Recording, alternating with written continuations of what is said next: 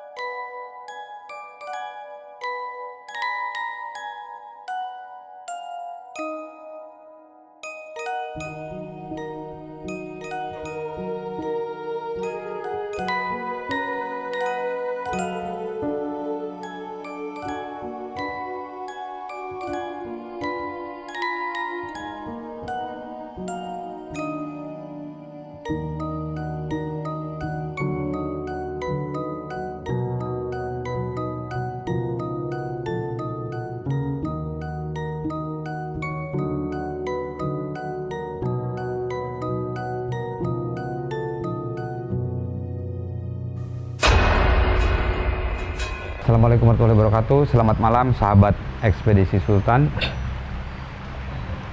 Malam ini kami berada di lokasi pemakaman kuno yang disebut makam Garisul. Garisul itu mungkin konon katanya singkatan dari garis sultan ya. Jadi makam ini adalah makam para bangsawan Kesultanan Banten pada zamannya.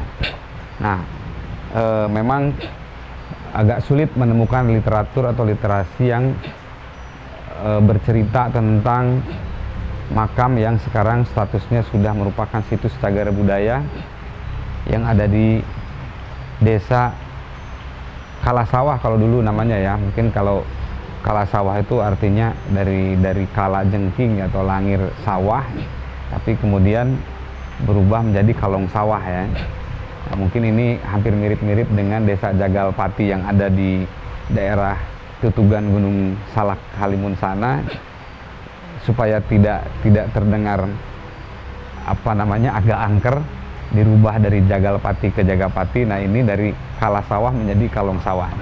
Nah, apa yang terjadi di sini pada masa itu, seperti tadi yang saya katakan, kita masih sulit untuk menemukan literatur yang detail bercerita tentang siapa saja yang dimakamkan di sini, atau ini kenapa sih dari Kesultanan Banten yang jauh di sana kok bisa dimakamkan di daerah sini yang lumayan agak jauh.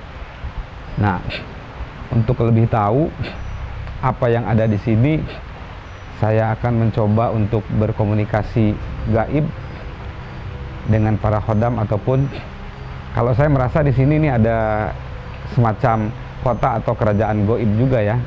Nah, makanya nih kita mau coba dulu masuk seperti apa yang terjadi di dalam ya, atau ada apa kejadian di dalam, atau ada penghuni apa yang ada di alam sebelah kita atau di alam astral di sekeliling sini.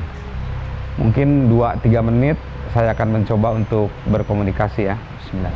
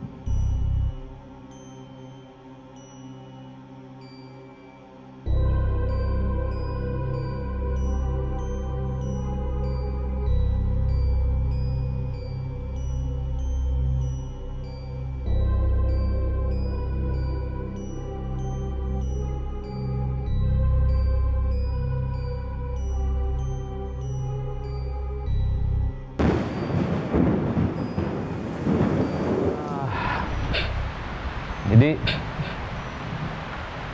mau mulai dari mana dulu nih kita? Dari alam sebelah dulu deh, nanti biar nyampe ke sini. Memang di sini ada sebuah kota ternyata ya, bukan kerajaan ya, kota alam gaib, di mana memang ada sebuah masyarakat jin muslim yang tinggal di sekitaran sini. Makanya nggak heran pada waktu tertentu, contohnya seperti bulan Maulid, selalu ada bunyi bedug yang berbunyi ya, kalau nggak bedug suara azan. Jadi sebenarnya mereka mau menunjukkan bahwa di tempat ini, di tempat kalian berada itu ada kami juga hidup berdampingan dengan kalian, dan kami pun beragama Islam juga. Jadi sebenarnya mereka ingin menyampaikan seperti itulah. Makanya sebenarnya kan tempat ini, walaupun kan ini tidak terlalu jauh dari Jakarta kan, masih Bogor. Dan biasanya kan kalau tempat-tempat keramat suci seperti ini kan ramai didatangin pengunjung dari mana-mana, tetapi di sini seolah-olah tersembunyi. Kadang-kadang mungkin orang yang beberapa kali ke sini pun tidak melihat arah untuk menuju ke tempat ini kan. Jadi memang tempat ini secara gaib untuk sengaja dilindungi supaya tidak dijadikan tempat orang-orang yang mempunyai niat agak belok-belok atau agak nyimpang-nyimpang, yang misalkan ya minta-minta ini itu, atau berzikir di sini minta jodoh, atau berzikir di sini minta kekayaan. Ini bukan tempat seperti itu, karena ini kan areal pemakaman orang-orang suci lah, para aulia Allah pada zamannya, para syekh pada zamannya, sehingga goibnya pun ikut melindungi, bukan sekedar khodam-khodam atau roh-roh arwah-arwah para leluhur yang ada di sini saja. Jadi, nah makanya dulu kan katanya di sini ada danau. Danau itu kan danau bedug ya disebutnya, karena sering bunyi bedug di sini, mengakibatkan longsor besar sehingga ada 700-an makam lebih di sana itu hilang ditelan oleh longsoran danau itu. Makanya oleh makhluk sebelah itu inisiatif dipindahkanlah ke sebelah sana supaya tidak menimpa makam-makam para aulia Allah yang ada di sini. Jadi bukan saja manusia yang merawat tempat ini seperti mungkin Pak Kuncen dan generasi ke atasnya yang memang notabene masih keturunan sini ya, sebetulnya keturunan Syekh yang ada di sini, tetapi alam sebelah juga ikut menjaga tempat suci ini, makam keramat ini. Nah, di kerajaan itu atau di kota itu hiduplah para jin yang sebenarnya ya bukan kota-kota sih, tapi agak unik juga ini. Jadi kalau masuk ke alam kita nih, kotanya ini juga penuh dengan pesawahan gitu loh. Bukan kayak kota-kota jin lain yang penuh dengan gedung-gedung tinggi apa segala macam, tapi ini kotanya kota lumayan besar, tapi kehidupannya juga ya seperti bertani beternak itu. Jadi kalau kita lihat alamnya indah lah kira-kira gitu kan, kira-kira indah lah. Makanya mereka ikut menjaga nih supaya ini tempat nggak dirusak, karena secara fisik tempatnya dirusak ya kan, alam kitanya dirusak, keseimbangan ke alam sebelah juga ikut rusak. Nah makanya mereka ikut melindungi supaya keseimbangan alam ini selalu terjaga. Nah, jadi dan alhamdulillahnya kan orang masyarakat di sini juga ikut menjaga kelestarian tempat ini. Jadi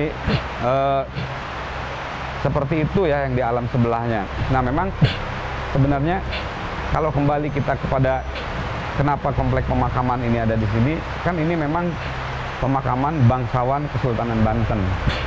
Bangsawan Kesultanan Banten yang dimulai. Jadi mungkin sebelum dari kesultanan ya, sebelum Kesultanan Banten itu ada, jadi abad ke-14 makam ini sudah ada. Kemudian Banten berubah menjadi kesultanan di zaman Kesultan Hasanuddin. Nah dari generasi-generasi beliau, para bangsawannya, sebenarnya saya nggak tahu nih, Mangkubumi itu pangeran juga sebenarnya ternyata. Beliau itu pangeran Mangkubumi, ini juga pangeran Arifuddin, itu juga pangeran, Ini sebenarnya banyak makam pangeran di sini, bukan cuma 1-2. Nah, di sana sebelah sana tadi ada makamnya istri sultan, anaknya dari Raja Kediri. Sebelahnya ada makam anaknya dari Raja Cirebon, dan sebelahnya juga dari Demak yang paling ujung ternyata. Nah, ternyata bukan 3 makam perempuan di sini, ada 4. Satunya itu ya. Satu lagi ini. Jadi ada 4 makam perempuan di sini, bukan 3. Jadi 1, 2, 3 ada 4 di situ. Saya pikir tadi 3, ternyata ada satu lagi di sini perempuan. Tapi perempuan ini adalah keturunan dari sana ya, bukan keturunan yang dari sana. Nah, cuman nggak tahu nih kenapa yang ini ditinggikan, yang sana agak rendah. Tapi mudah-mudahan ini bukan sebuah hal yang luar biasa ya. Jadi pada malam-malam tertentu di sini, mungkin kalau boleh Pak Ustadz ikut sini ya. Saya mau bertanya soalnya nih. Saya mau bertanya. Jadi pada malam-malam tertentu di sini suka ada kayak cahaya lampu gitu ya. Nah, Pak Ustadz di sini. Hujan, sini aja lah. Nah, di sini boleh lah. Pak Ustadz di sini. Betul nggak Pak Ustadz, di sini pada malam tertentu sering ada keluar kayak cahaya lampu gitu. Betul ya? Kunang-kunang besar. Warnanya lebih terang dari kunang-kunang, agak oranye gitu kan. Warnanya agak oranye. Sebenarnya itu kayak semacam batu mustika ya, bukan kunang-kunang, tapi batu mustika itu warnanya oranye satu lagi warnanya hijau terang. Pernah ada yang lihat nggak yang hijau terang? Pernah ya?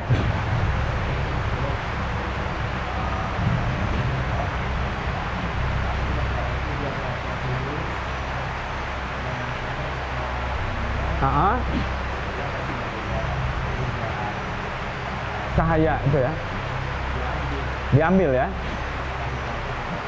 nggak ada, hilang, balik lagi ke sini ya. Jadi memang betul ya, di sini ada waktu tertentu dia suka keluar tuh cahaya itu. Satu itu warna oranye terang lah, warna oranye terang, tidak seperti lampu ini kan. Nah, tapi yang satu lagi warnanya hijau terang. Jadi sebenarnya ini mustika ya, dua mustika memang bercahaya. Nah, itu kan memang sebenarnya itulah yang dijaga dari tempat ini, nggak, supaya tidak diambil orang kan. Jadi kalau kita juga datang ke sini, sebenarnya kalau niatannya belok, mungkin saya juga pengen ngambil 2 mustika itu, tapi kan kita niatnya ke sini ziarah yang pertama, yang kedua napak tilas, yang pasti silaturahmi. Kemudian kita pengen membuka sejarah supaya nih orang-orang bukan cuma sekedar masyarakat di sini saja yang tahu, tapi di sini juga ternyata ada satu tempat keramat suci yang dijaga oleh para anak cucu keturunan yang ada di sini ya. Tentu kalaupun sudah nanti ada masyarakat yang paham tempat ini, datang sini jangan merusak. Kalau sekedar ziarah mau tawasul ya silahkan gitu kan, tapi jangan berbuat aneh-aneh lah kira-kira gitu kan. Jangan. Kenapa? Ya batu. Tapi bercahaya. Satu warna kuning terang, lebih ke mirip oranye gitu, yang satu hijau terang. Nah, memang mungkin Pak Ustadz pernah nggak menemukan cahaya ini? Itu temannya abah saya pernah. Oh, abah ya? Iya, abah yang bercerita begitu. Abah pernah lihat ya? Iya, abah. Dari bapak saya dengar cerita dari teman akrabnya, kejadiannya seperti itu. Kejadiannya seperti itu. Jadi pas ziarah ada muncul cahaya semacam itu. Terus yang ngambilin itu temennya gitu.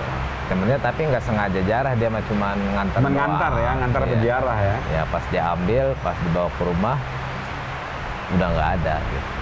Jadi emang bukan milik dia. Bukan milik dia lah. Memang batu itu memang mutiara mustika ini tidak boleh diambil. Jadi memang sengaja tetap dijaga di sini oleh para penghuni alam sebelah juga.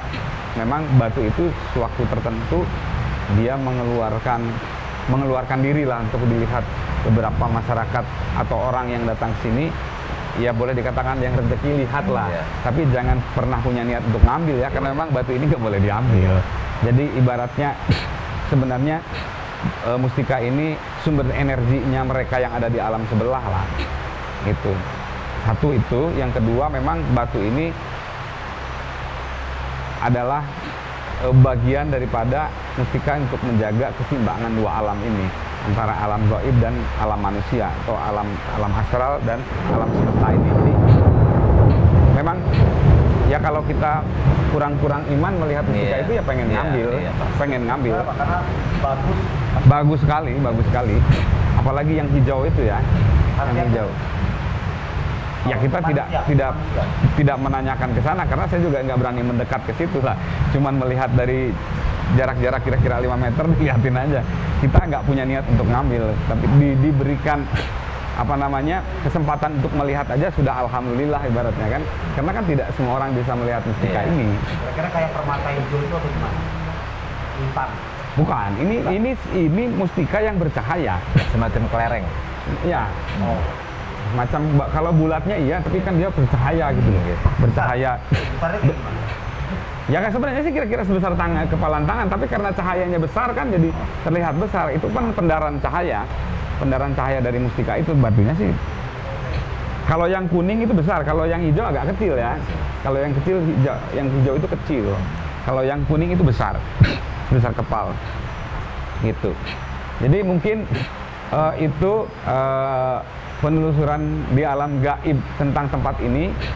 Nanti kita coba explore lagi ada apa di belakang. Ini kan sebenarnya kan kalau kota gaib itu sebelah sana, bukan sebelah sana ya.